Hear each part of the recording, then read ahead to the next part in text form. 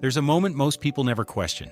You stand up, walk down the hallway, close the bathroom door, and a few seconds later, your dog is there. Not scratching frantically, not panicking, just waiting. Quietly, patiently, like it was always part of the plan. It feels so normal that it almost disappears into the background. Some people laugh it off. Others assume it's attachment, maybe even a little dependency. But if you slow that moment down just slightly, something starts to feel off about those explanations. Because your dog didn't hesitate. It didn't decide. It followed.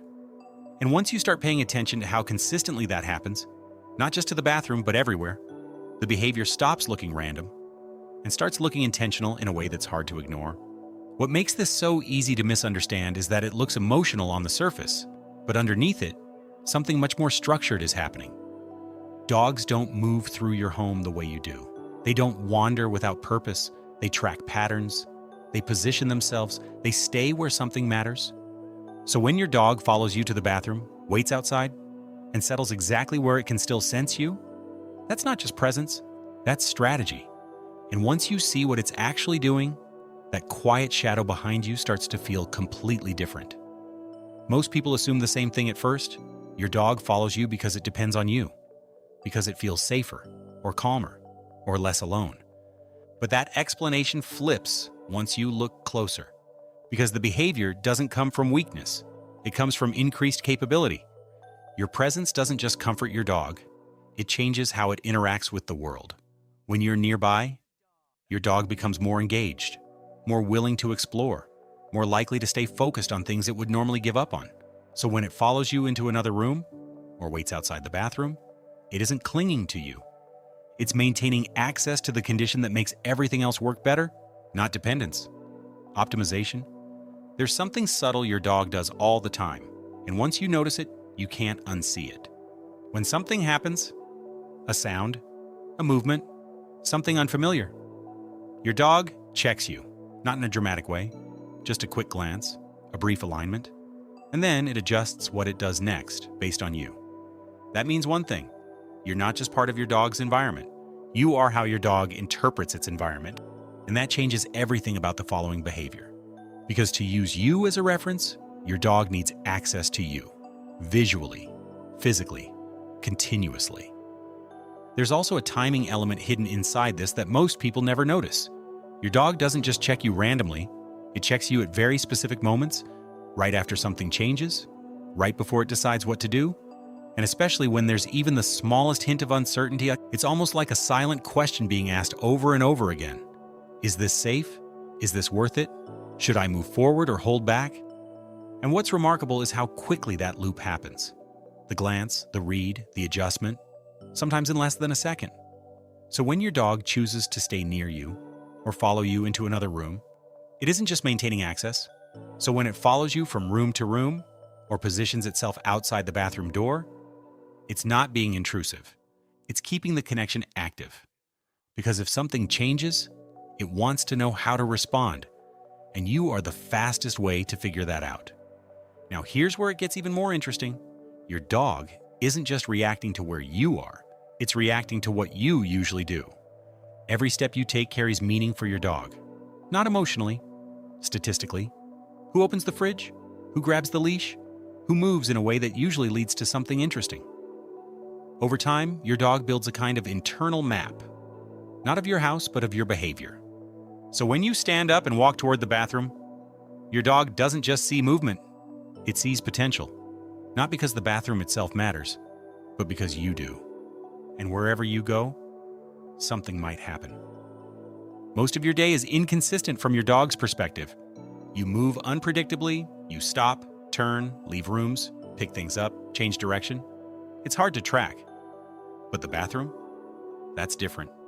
Same path, same door, same pause, no sudden changes, no distractions. For your dog, that creates a rare moment where everything slows down and becomes clear. And predictability, in your dog's world, is incredibly valuable. So when it follows you there, it's not just staying close. It's stepping into one of the few situations where it knows exactly what's happening and can remain aligned with you without uncertainty. From the outside, it looks emotional, but underneath, it's spatial. Your dog chooses positions in your home based on access. To sound, to movement, to you. Outside the bathroom door is one of those positions. Close enough to hear you. Close enough to detect when you move. Close enough to rejoin instantly. It's not random where your dog sits. It's not accidental that it chooses doorways, hallways, transition points. Those are control points in your home's structure. And your dog uses them. So when it settles outside the bathroom, it's not waiting aimlessly. It's placed itself in the most efficient spot to stay connected without needing to act. At some point, this stops being about your individual dog and starts being about dogs in general. Because this tendency to follow, to stay close, to track human movement, isn't something your dog learned recently. It's something it was shaped to do over thousands of years. Dogs that stayed close to humans had an advantage. They got more information, more opportunities, more safety, more rewards. And over time, that preference became something deeper. Not a habit, a trait. So when your dog follows you, even into something as mundane as the bathroom, it's not just reacting to you. It's expressing something fundamental about what it is. And this is where the misunderstanding usually happens. Because from the outside, following looks identical, whether it comes from stability or from anxiety. But those are two completely different things. And once you know the difference, the behavior becomes much clearer. A dog that follows you because it chooses to will behave very differently from one that follows because it has to. The difference isn't in the following itself. It's in what happens when the following stops. A stable dog can settle, it can pause, it can be in another room and remain calm, even if it prefers to be near you. A dog with a problem can't disengage. The moment you disappear, the tension doesn't fade, it builds. So if your dog waits outside the bathroom door, but relaxes when you leave the house, you're not looking at an issue.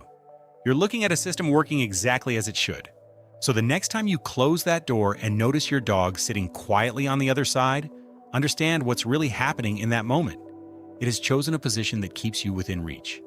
It is maintaining access to its most important source of information. It is tracking your patterns, your movements, your potential next step. And it is doing all of this without urgency, without stress, without confusion. Because for your dog, staying close to you isn't a reaction. It's a strategy. And once you start seeing it that way, something shifts.